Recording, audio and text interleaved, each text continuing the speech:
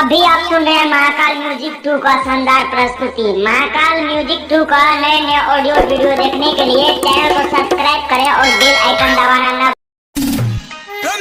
छठी मैया की।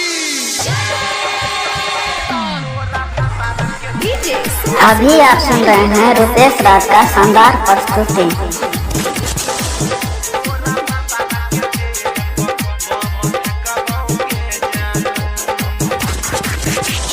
ससुरा से छठ में येले तोहर मुहवा नहीं देखबोगे जानू।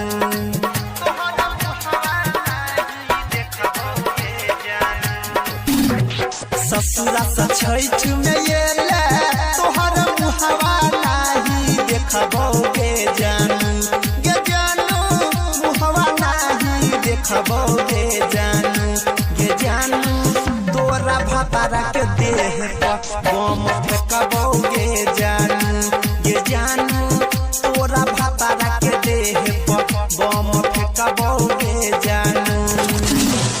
ससुरा से छठ में येले तोहर मुहवा नहीं देखबोगे जानू। ये जानू मुहवा नहीं देखबोगे जानू। ये जानू तोरा भतारा के देह बम फेंकबोगे जानू। ये जानू तोरा भतारा के देह बम फेंकबोगे जानू।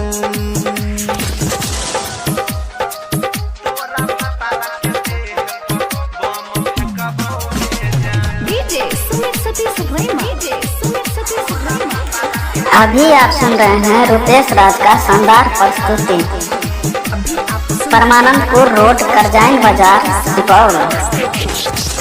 छोरी का गेल रही बनाई के पगला आई हम लेबोगे जानू उहे सब बदला। छोरी का गेल रही बनाई के पगला आई हम लेबोगे जानू उहे सब बदला। जाए नहीं देबो तोहरा रास्ता हमें छेकबोगे जानू। गे जानू रास्ता हमें छेकबोगे जानू।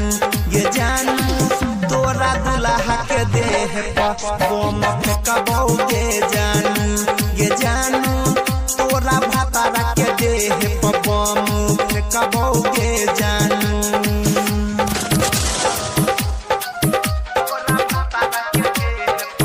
डीजे रुपेश राज करजाइन बाजार सिमराही रोड सुपौल। कॉन्टैक्ट 933 4848 140।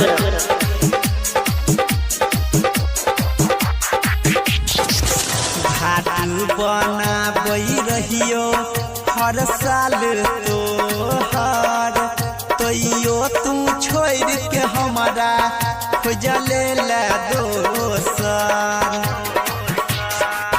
घाटू बनाबई रहियो हर साल तोहर तैयो तू छोड़ के हमारा खोजले ला दोसर।